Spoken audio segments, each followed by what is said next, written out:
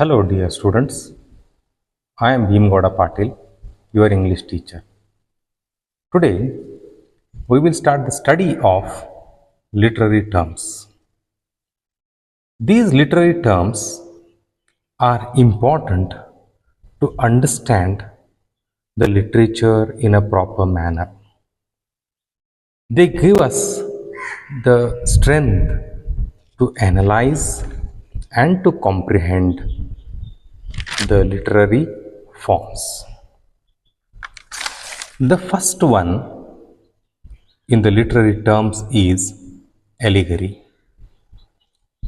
The word allegory means a narrative in which the characters, the actions, and sometimes even the setting symbolically represent an idea, a moral, or principles.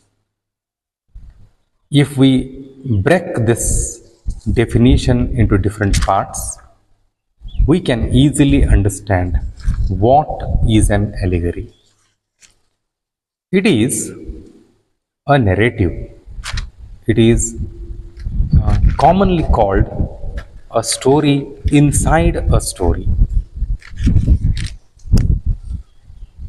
which has the characters, actions, and sometimes even the setting, which become the symbol to explain an idea, give a moral, or explain the principles. To understand allegory, I will tell you a small story.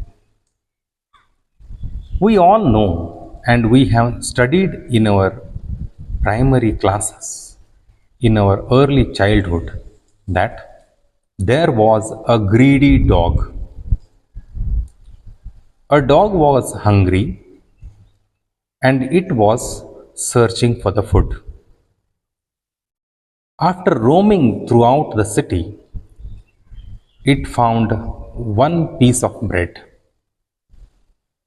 It took the bread, got it into its mouth, and searched for a safe place to eat it lonely. It did not wish to share it with others. So it started to run to find a safe place. In the road, it came across a small well filled with water.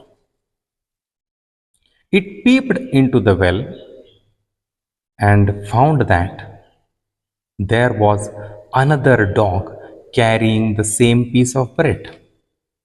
The dog did not understand that it was the image of that dog itself, of itself. Suddenly, the desirous dog, the dog which had become greedy,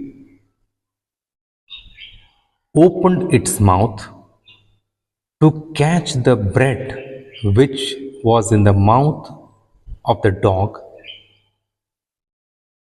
an image of that in the well itself.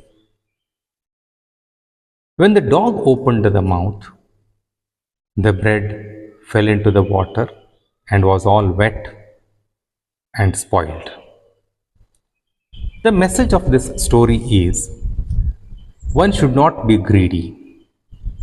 One should desire for the things that are his or her. So, this is how we understand the meaning of the word allegory. The next word is alliteration. Alliteration means repetition of the same consonant words, consonant sounds in two or more words, usually at the beginning of the words. There are vowel sounds and consonant sounds. If the consonant sound is repeated in two or more words in a sentence, at the beginning of each word, That is an alliteration. Now, what is the use of this alliteration? Alliteration gives a rhythm.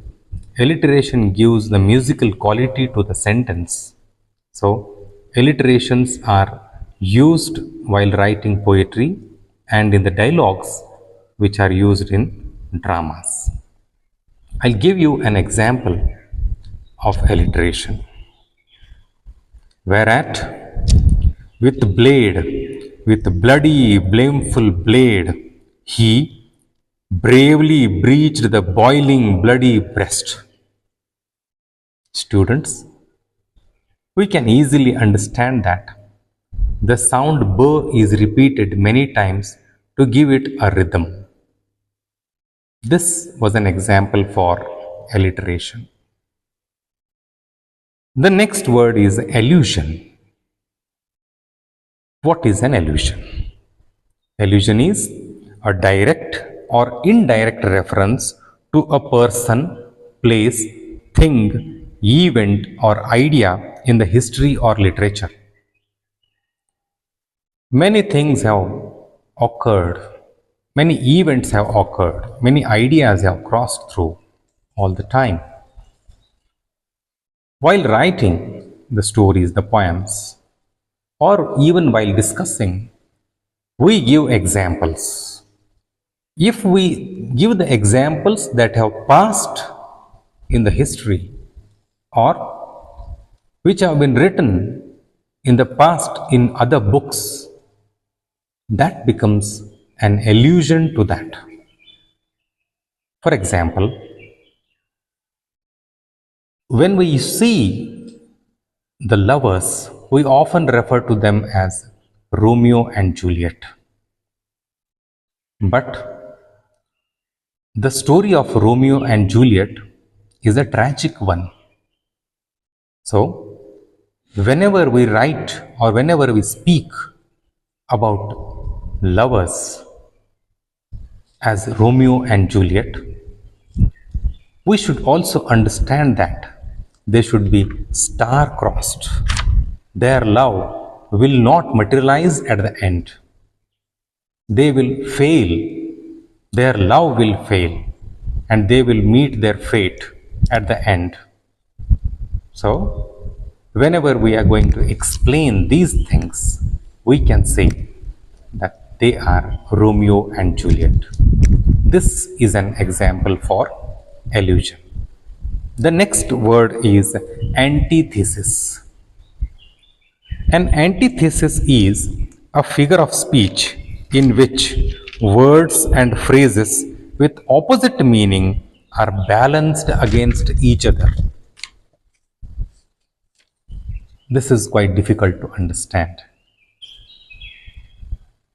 There are very strange sentences written by great scholars which give us a thrill to read. When we read them, we try to think that how creative that author must be.